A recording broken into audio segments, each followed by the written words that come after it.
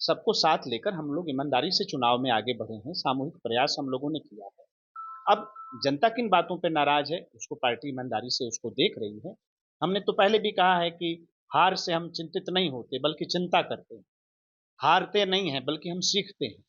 तो हम लोग सीख रहे हैं, पार्टी उसकी चिंता कर रही है, उसकी समीक्षा कर रही है, कहाँ कमी रह गई, तो उसको दूर करेंगे, फिर से जनता के बीच में रहेंगे। और ओम प्रकाश राजभर जी के लिए कुछ कहना चाहेंगे? मैं फिर कहूँगा कि गठबंधन के साथ रहें, ईमानदारी से रहें। अ, थोड़ा अपने व्यवहार में, अपनी भाषाओं पर थोड़ा एक गंभीरता के साथ व्यवहार करें तो ज़्यादा अच्छा। चलिए, तो कैबिनेट मंत्री अनिल राजभर जी का कहना है कि जीत हार लगी रहती है, लेकिन जो नतीजा आया है, एक बार ओम प्रकाश जी को उसकी भी समीक्षा करनी चाहिए।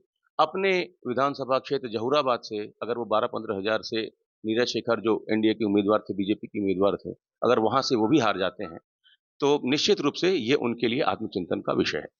Amit Singh, TV 9 UP, Varanasi.